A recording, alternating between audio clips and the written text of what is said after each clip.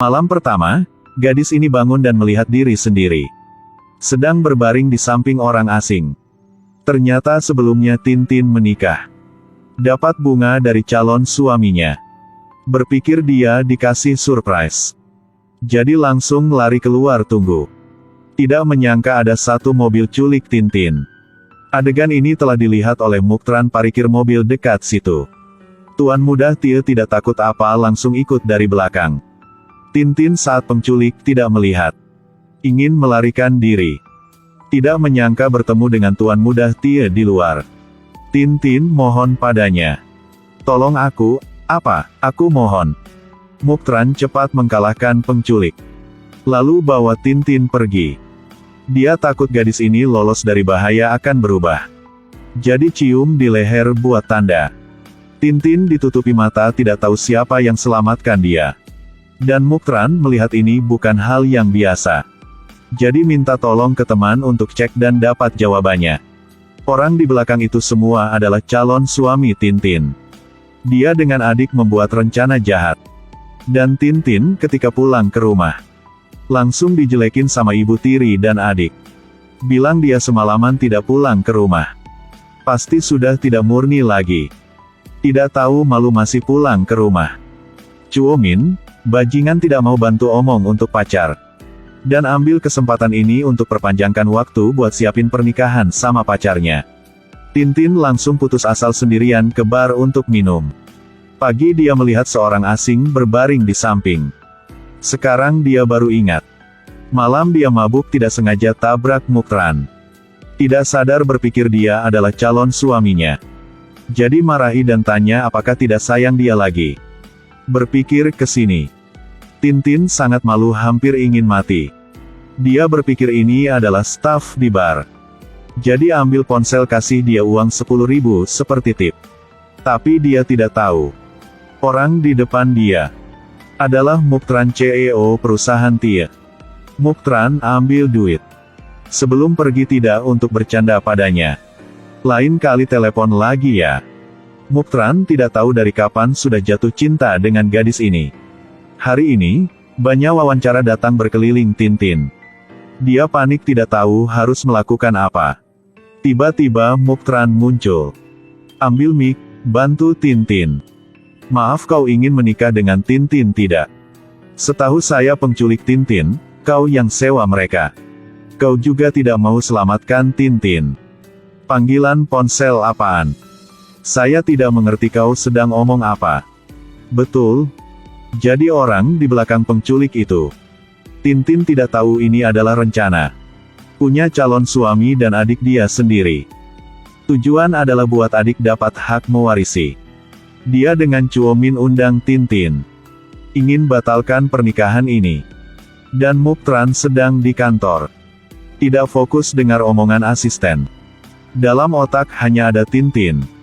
Berpikir ke sini tiba-tiba dapat SMS dari dia. Ingin bertemu dengannya besok. Muktran sangat bahagia. Suruh asisten cancel semua pertemuan besok. Besok Chuomin tidak tahu dia bawa Tuan muda Tie kemari. Pertama dia pura-pura seperti dia tidak salah apa. Ingin Tintin batalkan pernikahan ini. Melihat dia sangat keras. Chuomin keluarkan 5 juta fee buat putus dengannya. Untuk menutupi mulut dia. Ketika mereka sedang bertengkar, Le Minmen muncul. Kemunculan dia membuat Tintin membuktikan semua. Semua adalah rencana punya dua orang buruk ini. Dia tidak mau buang waktu langsung semprot air ke muka Chuomin. Kau pikir siapa kau? Orang Chuomin suka adalah aku. Kau coba saja. Minmen ketakutan ketika melihat Muktran. Dan Tintin setelah tahu semua dia langsung hancur. Membuat Muktran ikut sedih. Tintin masih pura-pura dia kuat. Aku tidak menangis. Itu adalah air hujan. Air hujan juga tidak boleh. Lalu Muktran bawa dia pulang ke rumah. Suruh dia cepat pergi mandi. Dan siapaan gantian untuk Tintin setelah mandi. Tapi Tintin pakai baju Muktran keluar dari kamar mandi. Nyawa Muktran sudah cabut keluar. Untuk suasana tidak menjadi diam terus. Mereka mulai obrol. Tintin kadang-kadang suka bercanda pria ini. Berapa gadis yang ingin mancing kamu? Kamu belum pernah mendengar kalimat penasaran masa lalu orang lain. Intinya kamu suka orang itu. Kau jangan seperti itu sama aku. Jika kamu tidak suka, aku tidak kerja seperti itu lagi. Atau kamu yang nanggung hidupku mulai sekarang. 1 rumah, 2 orang, 3 kali makan, 4 musim. Kau pinter omongnya. Dan seperti itu suasana di antara mereka menjadi hot. Tintin baru minum berapa gelas sudah mabuk. Muktran langsung gendong dia ke kamar tidur. Tapi gadis ini masih berpikir dia kerja di bar. Mabuk tarik Muktran ke dekat dia. Mulai sekarang kau hanya fokus ke penampilanmu.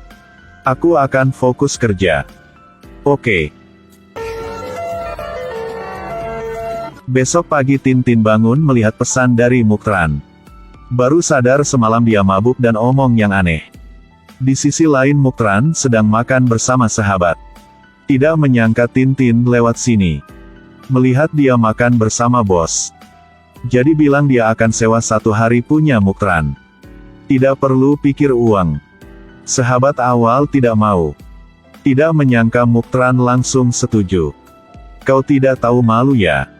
Sudah makan dia, tidur bareng, sekarang minta duit lagi. Kenapa? Keren kan? Iya keren. Lalu Muktran shopping bersama dia. Tintin ingin berterima kasih karena antar dia pulang ke rumah. Jadi ingin beli jas buat Muktran. Tidak menyangka bertemu dengan Min Men dalam toko. Tintin, semalam kau tidak pulang. Ayah marah sudah kunci kartu punya kakak. Pakaian ini punya saya. Baik-baik. Silahkan tunggu sebentar. Saya akan bungkusin sekarang. Kenapa mendengar kartu punya saya dikunci? Jadi tidak mau dekat saya lagi. Maaf nyonya jika kamu tidak bisa beli. Jangan sikap seperti itu. Yang ini saya yang pilih duluan. Saya bilang akan kasih orang lain. Sekarang manajer dapat panggilan ponsel. Lalu bilang pakaian ini sudah dibayar. Toko hari ini sudah dibayar semua buat Nyonya Tintin. Bahkan seluruh mall ini hanya untuk Nona Tintin hari ini. Hanya servis buat dia. Lalu usir Min Men dan teman keluar. Min Men sangat marah. Dan Tintin dalam mall. Senang mencoba banyak pakaian baru. Ketika Muktran puas baru berhenti. Lalu mereka ikuti cara lelang. Chuomin dan Min Men ingin beli kalung puluhan juta. Ingin beri ke keluarga Tie biar lebih dekat. Tapi mereka tidak tahu. Kalung berharga ini sudah di leher Tintin. Min Men sangat marah menjadi gila. Langsung muncul niat jahat, dengan rencana baru.